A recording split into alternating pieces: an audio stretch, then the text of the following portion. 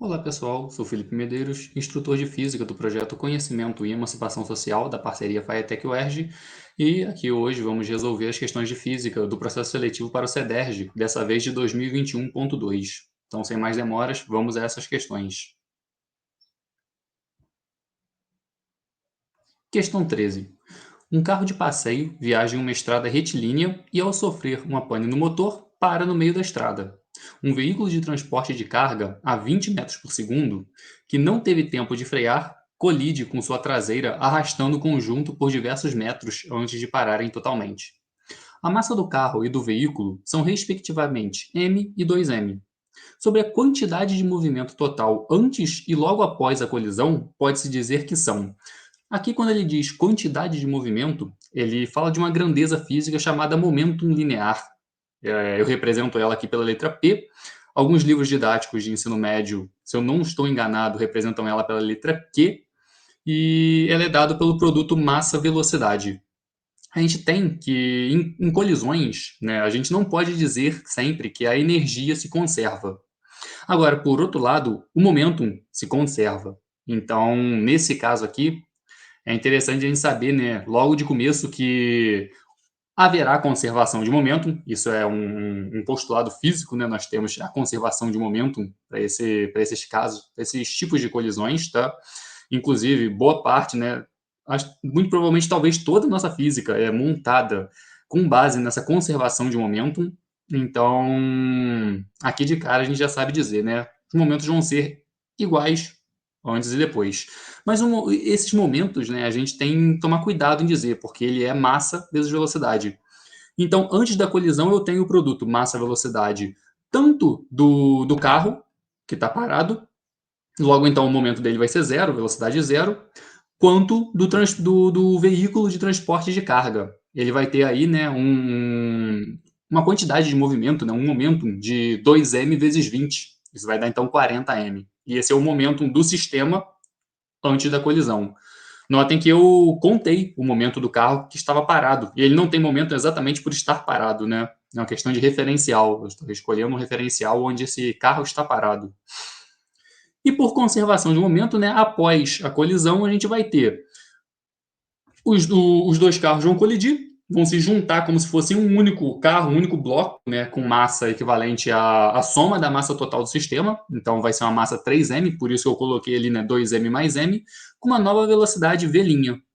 Aqui eu calculei essa velocidade, tá? Conservação de momento, né? Eu teria 40m seria igual a 3mv'. Uma simples matemática aqui dá pra gente que essa velocidade que o conjunto iria se arrastar logo após a colisão seria de 40 sobre 3 metros por segundo. Eu não quis mexer muito nesse 40 sobre 3, ficar simplificando, e você, bom, aqui para vocês já está mostrando, muito provavelmente vocês vão entender o motivo, assim, quando eu continuar a explicação. Mas então a gente já sabe, né? Vai haver conservação de momento. Então vamos olhar nossas opções. A letra A diz que os momentos vão ser diferentes, então já está errada. A gente tem conservação de momento. A letra B diz que eles vão ser iguais, mesmo as massas do carro e do veículo sendo diferentes. Sim, com certeza. A conservação de momento, né, ela independe se as massas dos objetos vão ser iguais ou não. Elas irão se conservar após a colisão. Letra C, diferentes, então nem adianta, né?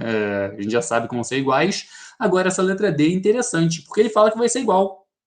E aí ele cita como justificativa, pois a energia cinética antes e após a colisão se conserva. O momento a gente pode dizer que se conserva. Agora, a energia nem sempre se conserva e vai depender do tipo de colisão.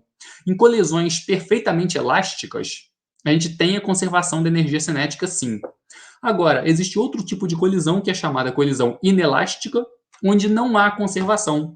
Parte dessa energia é dissipada, seja ela em calor, em energia sonora, né, fazendo barulho, energia luminosa, né, produzindo alguns tipos de feixes, luzes e coisas do tipo. Então a gente não pode dizer se vai ter essa conservação de energia cinética ou não. Aqui, caso você soubesse, né, dessa definição de colisão inelástica, você já poderia dizer que não vai ter a conservação de energia cinética, porque ele diz para a gente, né, ele colide em sua traseira arrastando o conjunto. E esse arrastando o conjunto diz para a gente que vai ser uma colisão inelástica. Mas eu abri aqui a conta para a gente entender, e esse foi o motivo, né, que eu expressei, que vocês viram que eu cheguei ao resultado apenas falando, né? Mas eu quis mostrar matematicamente para vocês o porquê que essa conservação de energia não existe. Esse EK com zero em cima é o que eu chamei de energia cinética antes da colisão. E se vocês notarem, tem apenas o fator relacionado ao carro de carga, né, ao transporte de carga, porque é o único que tem velocidade. Lembrando que energia cinética, a fórmula é meio de massa vezes velocidade ao quadrado. Se a velocidade é zero, você não tem energia cinética. Logo, o carro de passeio, como ele está parado, ele não tem energia cinética. Uma simples matemática dá para gente que a energia cinética antes da colisão são 400 m joules. Agora, a energia cinética após a colisão, que eu representei aí como EKF, energia cinética final, vai ser meio de 3m. Por que 3m? Porque tanto o carro de massa m quanto o veículo de transporte de carga de massa 2m se juntam em um único objeto. A massa deles vai ser 2m mais 1m, 3m. E a velocidade é esse 40 sobre 3 que a gente encontrou lá na conservação de momento. Se a gente fizer uma. Bom, vou poupar vocês de eu narrar a matemática feita aqui no processo, né? Mas acompanhando a matemática aí, a gente tem 800m sobre 3. Bom, a gente sabe que o 400 é 800m sobre 2. Sobre 3, então, vai dar um cara menor ainda, aproximadamente 276,7 m joules. Então, a gente vê que a energia cinética final, após a colisão, ela é menor do que a energia cinética antes da colisão. Nós temos, então, uma colisão inelástica. Por isso, então, que a gente não pode dizer que o item D está correto, mesmo ele dizendo que os momentos serão iguais. Então, com isso, nós temos a resposta, o item D. Vamos à nossa próxima questão. Questão 14. Um feixe de luz se propaga em um meio material A, com uma velocidade VA. Aqui chamar a atenção, eu vou omitir esse índice A apenas por comodidade mesmo, e vou chamar a velocidade nesse meio de Vzão, somente Vzão. E passa por um meio material B, né? A velocidade passa a ser 2/3 de VA, ou seja, 2/3 de V. Sobre os índices de refração dos meios A e B, pode-se afirmar que, primeiro, definição do índice de refração. Ele é, aqui para o caso para a luz, né? Velocidade da luz dividido pela velocidade que ela dá no meio. Se ele está no vácuo, vai ser C sobre C, que é 1, então não há nenhuma refração, perfeito? Agora, toda vez que a luz passa de um meio, né, que não seja o vácuo para outro meio, a gente vai ter uma velocidade de propagação dela menor do que C. Então vocês pensam, eu estou dividindo C por um cara menor que ele. Ou seja, vou estar sempre encontrando valores diferentes de 1, vamos dizer assim, né, mais respectivamente, para não entrar muito em conceitos mais complicados. E para isso aqui, então, o que nós vamos fazer? Vamos descobrir quais são os índices de refração do material, né, A e do material B. O material A é bem simples. É C, que é a velocidade da luz, constante, dividido por V, que seria esse VA que o enunciado diz. Só isso. Agora, quando ele passa para o material B, o índice de refração dele vai ser C, constante velocidade da luz, dividido por velocidade de B. Velocidade de B é 2V sobre 3, ou seja, 2/3 da velocidade que ele tinha em A, 2/3 de VA. Se eu simplificar essa fração, né, conservo C e multiplico pela segunda invertida, por isso C vezes 3 dividido por 2V, eu vou ter 3C sobre 2V. Agora, esse camarada aí, né, C sobre V, ele não é exatamente o que a gente encontrou como sendo índice de refração do material A, ou seja, NA. Isso dá para a gente que o índice de refração NB, ele é 3 meios de NA. Bom, 3 meios de NA, isso já significa que o índice de refração de B é maior do que o índice de refração de A. Então, nós temos aí como resposta aquela que diz que o índice de refração B é maior do que A. Logo, é a primeira, o item A, né? O índice de refração de B é maior do que o de A. Vamos então à nossa próxima questão. Questão 15. Testes de segurança e conforto são comuns na fase de desenvolvimento tecnológico de veículos automotores. O teste de conforto garante que a aceleração máxima do veículo não ultrapasse o valor de 1/10 da aceleração da gravidade. Aqui, avançando um pouquinho no enunciado, né, ele já fala considerando g igual a 10 metros por segundo. Então, nesse teste de conforto, um décimo de g vai ser exatamente 1 metro por segundo ao quadrado, perfeito? Então, não ultrapasse o valor de 1 metro por segundo ao quadrado. Durante o teste, o veículo partiu do repouso, ou seja, velocidade inicial zero, e geralmente a gente coloca o nosso referencial como sendo zero ali, então posição inicial também é zero, partiu do repouso e manteve a aceleração máxima permitida, ou seja, ele manteve a aceleração de 1 metro por segundo ao quadrado, e percorreu uma distância de 50 metros em linha reta. E esse em linha reta é muito importante porque a gente vai poder usar essas fórmulas que estão aí, né? ΔV, esse V é igual a V0 mais AT, e esse X igual a X0 mais V0T mais meio de AT quadrado. Já que se trata de um movimento retilíneo uniformemente variado. Considerando G igual a 10, o módulo da variação da velocidade em metros por segundo nesse teste foi o que ele quer? Ele quer o ΔV, o módulo dele. ΔV é o quê? Velocidade final menos velocidade inicial. Ele partiu do repouso, então velocidade inicial já é zero. Ou seja, o que ele está perguntando para a gente é qual é a velocidade final desse cara. Velocidade ao longo de um percurso retilíneo, com ou sem aceleração, né, vai ser dado por V0 mais AT. A diferença é, se não tivesse aceleração, o termo de AT seria zero. Aqui, como a gente tem aceleração, a gente vai ter esse termo de AT. Né? Então, partindo do repouso V0 é zero, a velocidade final vai ser apenas AT. Então, o que a gente tem que encontrar nessa questão é quanto tempo demorou para que ele percorresse 50 metros. Isso, formulazinha aqui clássica, né? A gente sabe que x vai ser igual a x0 mais v0t mais at quadrado.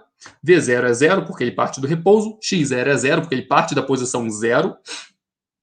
Isso dá para a gente, então, que a posição final dele, né, vai ser at ao quadrado sobre 2.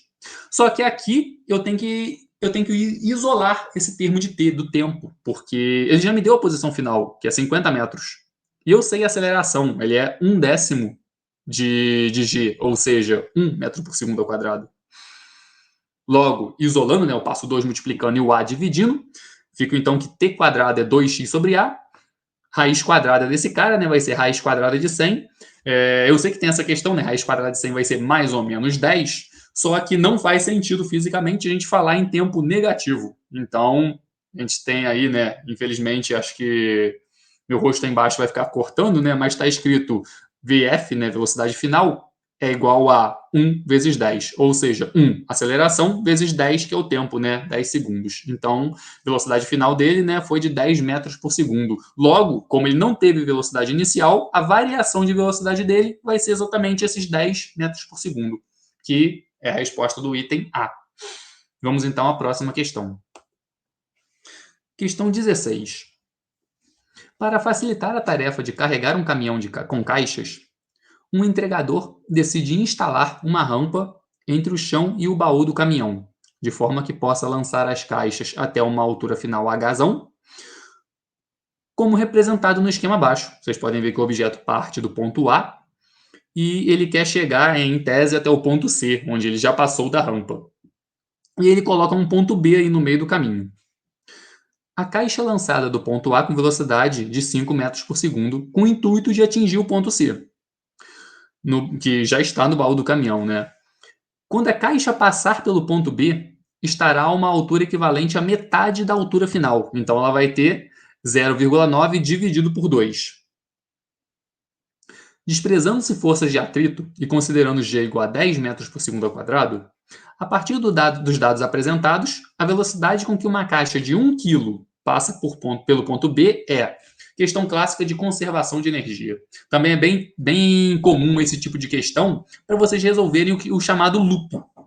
O loop de uma montanha-russa também é utilizado esse conceito de conservação de energia. Óbvio que ele também engloba outras coisas, né? Mas aqui é só conservação de energia clássica, bem simples. Então, se é conservação de energia, né, como o próprio nome diz, a energia em A tem que ser igual à energia em B. Vamos então calcular inicialmente qual é a nossa energia em A.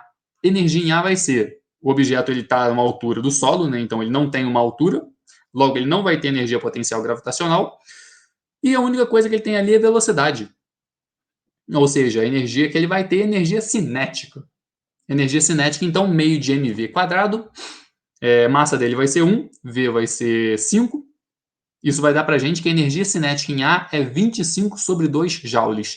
E aí vocês podem se perguntar, por que 25 sobre 2 e você não simplificou para 12,5?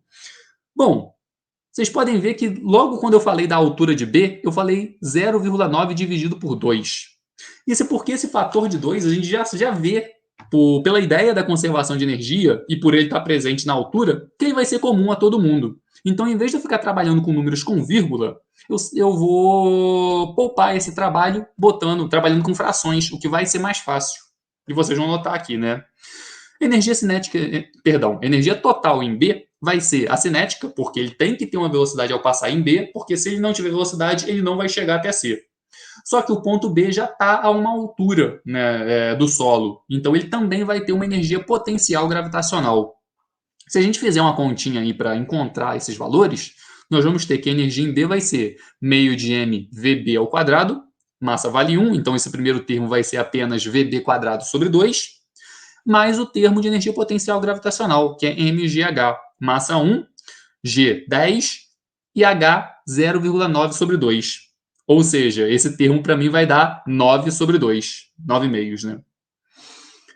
Por conservação de energia, eu sei que a energia em A tem que ser igual à energia em B.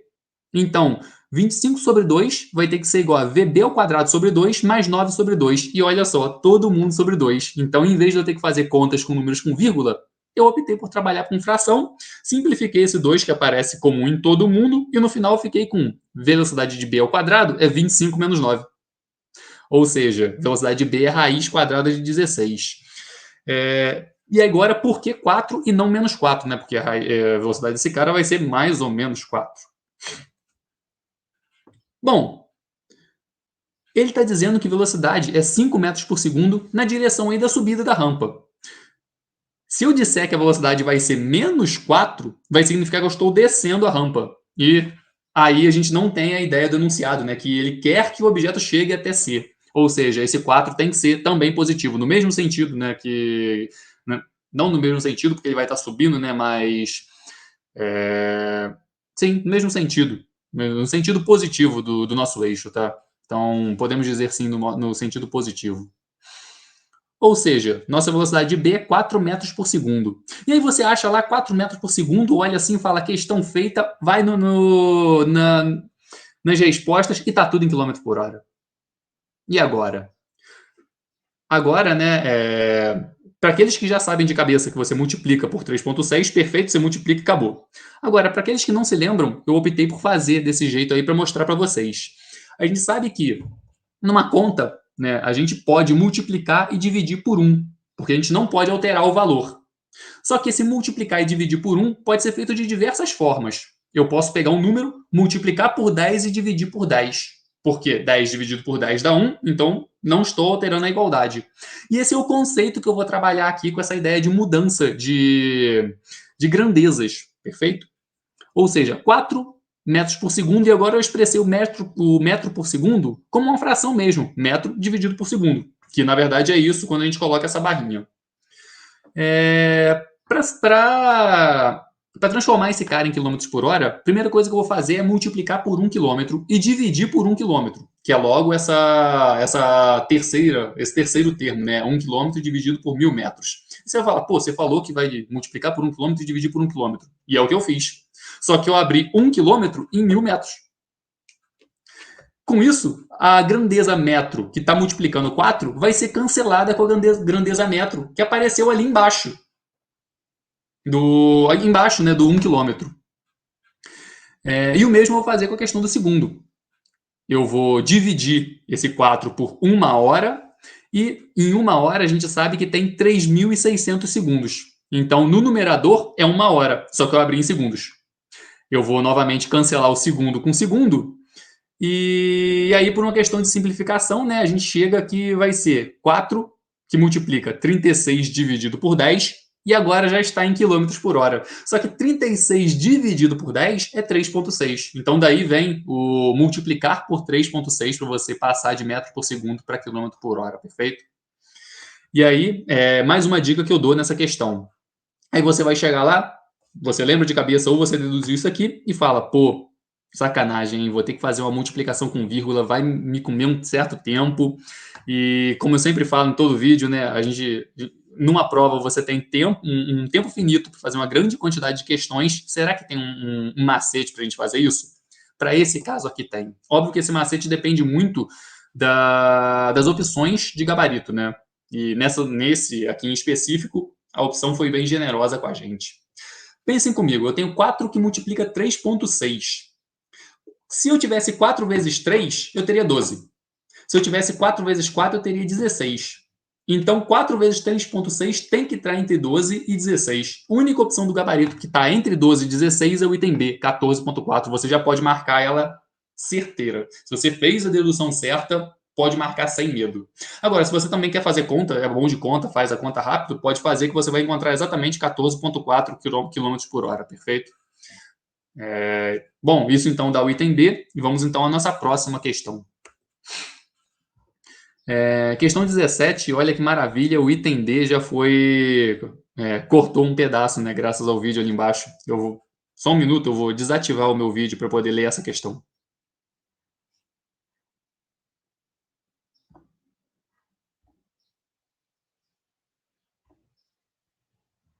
Pronto. Questão 17.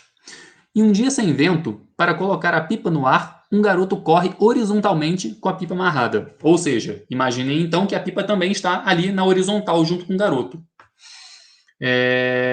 Amarrada em um fio ideal, fazendo-a subir em uma altura constante em relação ao solo. Então prestem atenção que quando ele fizer as perguntas, ele já está considerando que a pipa está no alto, perfeito? A pipa e o garoto se deslocam com velocidade vetorial constante. Velocidade vetorial constante, aqui a gente já tira mais uma informação importante. Segunda lei de Newton diz pra gente que força resultante é massa vezes aceleração. Para a velocidade ser constante, não pode haver aceleração. Logo, não pode haver força resultante. Lembrando, força resultante, tá? Pode sim haver forças, mas a resultante tem que ser nula. E aí ele começa a descrever. As forças aplicadas sobre a pipa são as forças de peso, peso da pipa, né? A tensão do fio, a força de resistência ao movimento horizontalmente e a sustentação do ar vertical e ascendente. Ou seja, eu desenhei aí um pequeno exemplo, tá? Como um bloquinho no lugar da pipa, não sou bom de desenho, onde a gente tem aí, né? O peso aponta para baixo, e notem que nessa aqui eu não coloquei o eixo XY que eu sempre coloco, eu estou analisando totalmente vetorial. O peso aponta para baixo, essa força Fs, que ele descreve, né, como sendo força de sustentação do ar vertical e ascendente, aponta para cima. A gente tem Fa, que é a força, cadê? A força de resistência ao movimento horizontal, aponta aí para a direita. E a gente tem a tensão, que aponta aí para a esquerda, inclinado para baixo. Essa força aí de tensão eu posso decompor em um componente x, que está ali Tx, indo para a esquerda, e Ty, apontando para baixo. Se a velocidade é constante, a gente já sabe que força resultante vai ser nula. Agora vamos lá. Sobre a força resultante, pode-se afirmar que o módulo da tensão no fio não influencia na força resultante, pois ela é decomposta na componente horizontal e vertical. Olha, ela sim é decomposta na componente horizontal e vertical, como vocês viram, só que isso vai sim influenciar. Cada uma das forças ali vai influenciar na força resultante. Força resultante é uma soma de todos os vetores de força que agem sobre a pipa. Item B. A força de sustentação que é exercida sobre a pipa tem o mesmo valor em módulo do peso da pipa. Olha, não, porque a gente vai ter o Ty também. Então, Fs vai ter que suprir tanto P quanto Ty. C. O somatório das forças que atuam sobre a pipa é nulo. E por isso a velocidade vetorial é constante. Sim, perfeito, a gente já tinha falado isso de cara. E aí, né, lendo o item D, a força resultante sobre a pipa sempre será nula, visto que a força de resistência e de sustentação equilibram a força-peso. Mas não é só a força-peso que a gente tem que equilibrar, tem também a tensão, né? Ele fala aqui de cara que a gente tem a tensão do fio. Então, o único item certo é o item C.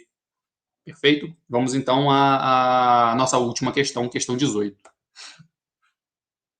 Bom, para vocês verem que está ali embaixo as opções de resposta, eu novamente vou manter o vídeo desativado, porque senão vai aparecer ali embaixo cortando nossos gabaritos. 18. Em uma resistência, os dois dispositivos com maior consumo de energia são ligados conforme o esquema abaixo em uma rede elétrica de 120 volts.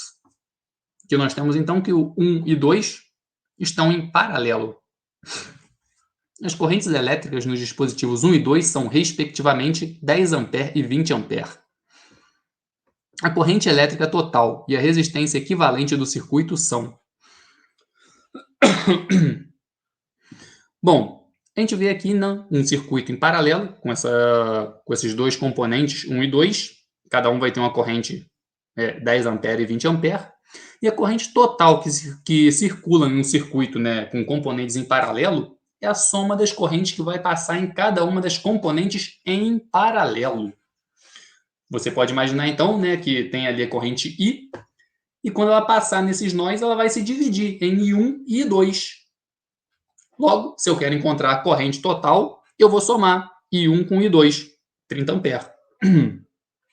E a diferença de potencial, né? Peço perdão, mas já estou começando a ficar um pouquinho sem voz. A gente sabe, então, né, que V igual a RI. A gente pode isolar esse R e ficamos, então, com V sobre I. Só que esse R do V igual a RI é a resistência equivalente do sistema, ou seja, a resistência em paralelo equivalente. Só que olha que maravilha. Ele pergunta direto a resistência equivalente, então a gente não vai precisar abrir isso aí, né, na soma dos inversos dos produtos, que é a regra para a soma de resistores em paralelo. Resistência equivalente vai ser V sobre I, ou seja, 120 sobre 30, 12 terços, né, que totalizam, então, 4 ohms. É uma questão bem simples, né, você só precisa saber o conceito clássico, que quando você tem componentes em paralelo, a sua corrente vai ser dividida entre eles e não vai ser igualmente, vocês podem notar aqui, né, um deles foi 10, outro deles foi 30, isso vai depender do resistor, né, ou melhor, vai depender da resistência de cada um desses resistores, ou de outra peça que tem uma resistência elétrica, pode não necessariamente ser um resistor peça, né? Dado por essas correntes, acreditam que sejam aparelhos bem mais potentes do que simplesmente um resistor. Mas, suposições à parte, a gente tem então, né, que, entre muitas aspas, saindo da bateria vai ter uma corrente I total, que vai se dividir nessas componentes 1 e 2, respeitando sempre esse V igual a RI. Eu teria que abrir V igual a RI para cada um dos componentes, né? Ou seja, seria V igual a RI1 e 1 mais V mais R2 e 2. Essa seria a equação toda. Eu poderia, então, juntar essa corrente total. Mas não precisando entrar em lei das malhas e coisas do gênero, a gente não precisaria fazer isso, tá? A gente só realmente quero chamar a atenção porque é muito importante esse conceito, tá? Quando você tem resistências ou resistores, dependendo se você está falando da peça ou da característica do objeto, né? Do valor dele, né? Em paralelo, a corrente que passa em cada um, você pode somar para descobrir a corrente total. Diferente de quando você tem resistência em série. Resistência em série vai ser sempre atravessada pela mesma corrente, perfeito? Então, a gente vê, né, que geralmente caem questões desse tipo de circuitos. Caiu novamente uma questão da parte de física ondulatória, né? A gente falou do índice de refração. Mecânica clássica, a gente vê que é clássico de cair mesmo, né? Lei de Newton em conservação de energia. E nessa prova a gente não teve a questão clássica de termodinâmica, né? Envolvendo calor e coisas do tipo. Mas como essa é uma prova mais antiga, eu aconselho vocês que estudem a matéria toda, né? Muito provavelmente deve cair uma nova questão de termodinâmica. É bem importante pegar todas essas questões de física básica. Então, pelo que eu tenho visto das outras provas que eu já resolvi e postei, bem capaz de cair sim uma questão de termodinâmica, embora não tenha caído nessa. Só isso então, né? Espero que eu tenha, mesmo com a minha voz falhando bastante, espero que eu tenha conseguido passar o conteúdo para vocês e que tenha ficado claro. E é isso então. Até mais.